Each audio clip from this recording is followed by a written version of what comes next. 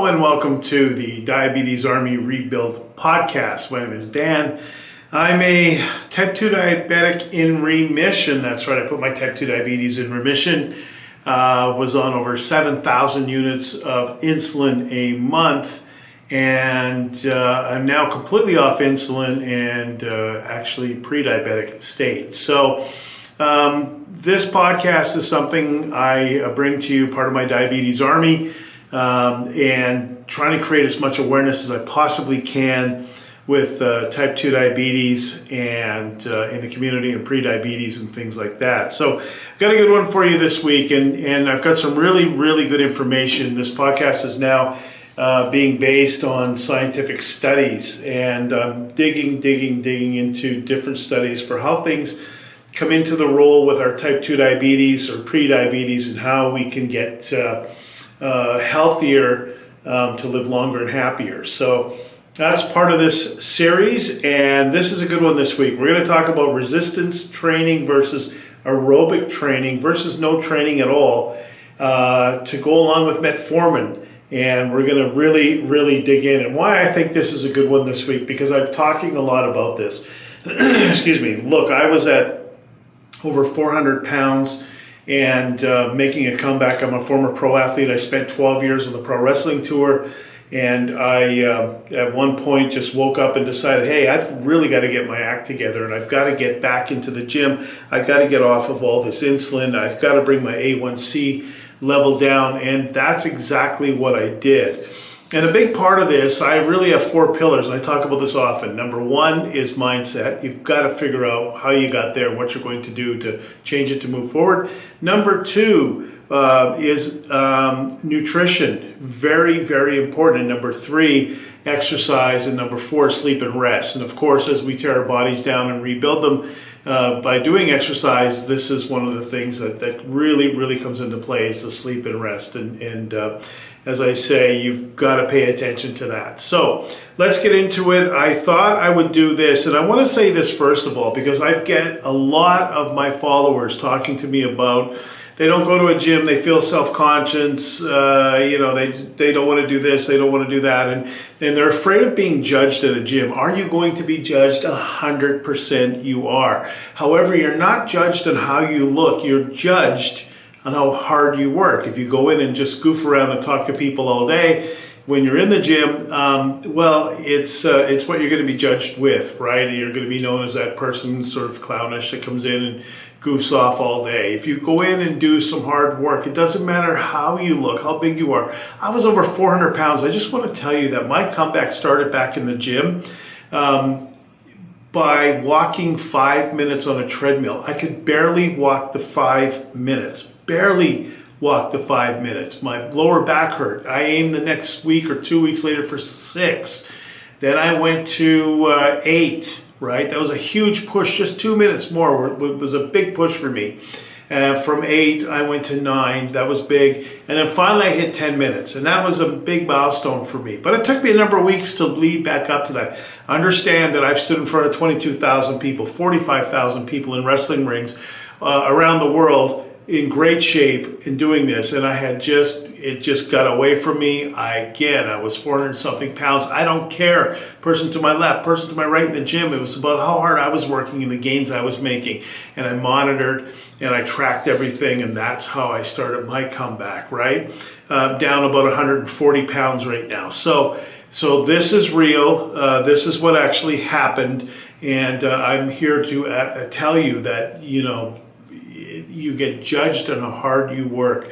I can't stress that enough. And if you don't belong to a gym or you don't want to join a gym, even a walk down the block, even some weights at your house, using rubber bands are good. So let's get into this study. This is a study done by, I pulled this off of PubMed, so we can take a look at this. It's really interesting because it'll solve the problem. I get a lot of people asking me what's better to do, cardio or lifting weights. So let's solve the mystery today, right?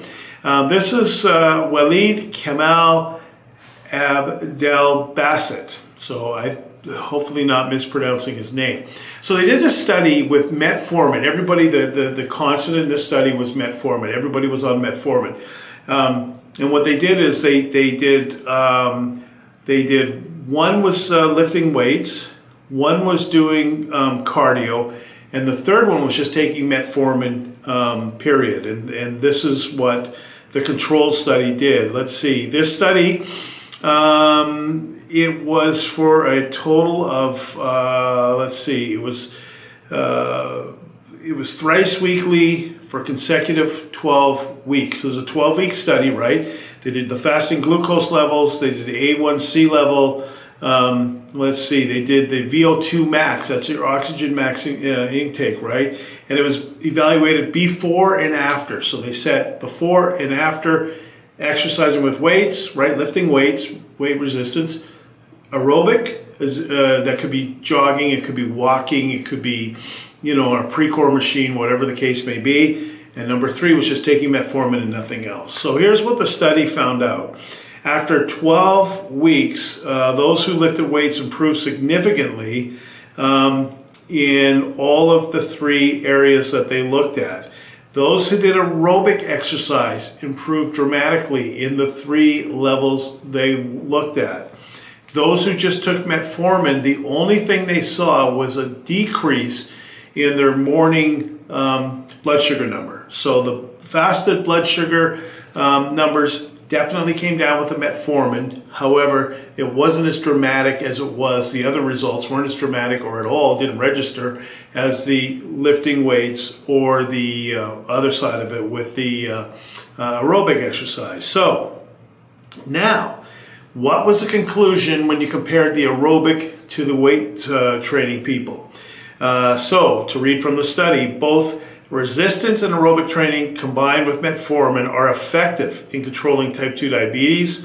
Resistance exercise combined with metformin is more effective than aerobic exercise combined with metformin and the treatment. So what's happening now is we're finding these studies, especially for longevity, and I don't know if you've read Peter Attia's book called Outlive, Dr. Peter Attia, but longevity is really proving to tie into weight resistance. And Peter Attia is really big on getting people involved with weight resistance before they get to 60, 70, 80 and things like that. He's talking about getting people involved in 30, 40 years old, along these lines. So you can have that strength because every year you're going to decrease in muscle and stuff if you're not using it, right? Another thing, and we'll do a whole episode on it, but GLP-1s, right? These Ozempics, what's it called? Zepbound, I think it is,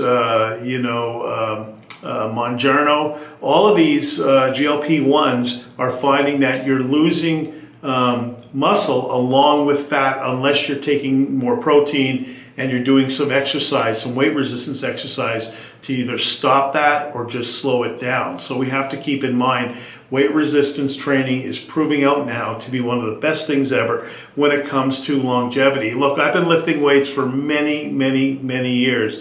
There's a lot of positive reasons to be involved at a gym.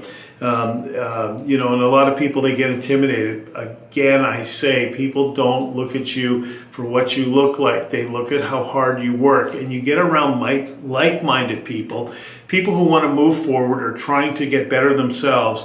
And if you can get better yourself, you would be surprised at how encouraging they are, how many wonderful people you meet when you're in an environment like that. And again, it doesn't have to be in a gym.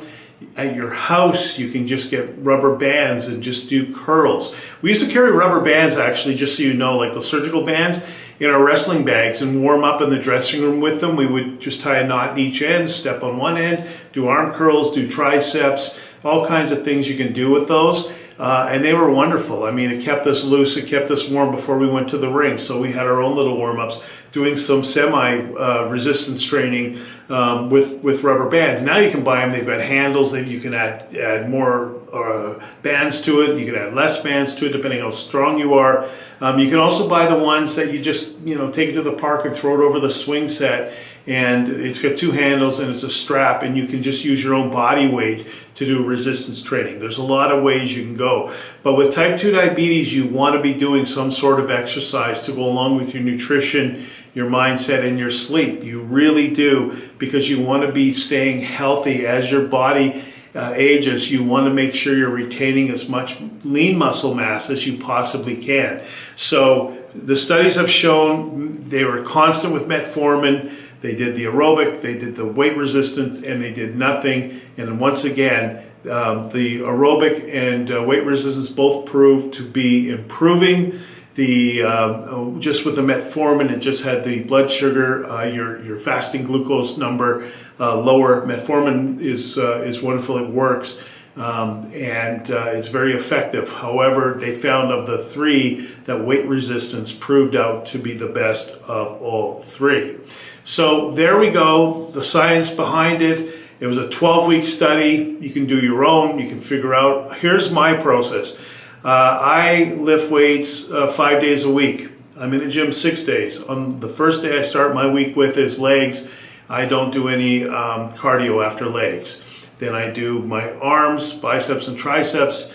Then I do, let's say, back. Then I do chest. Then I do shoulders. And then on the last day I just do cardio. So I like being in the gym, so that's my routine.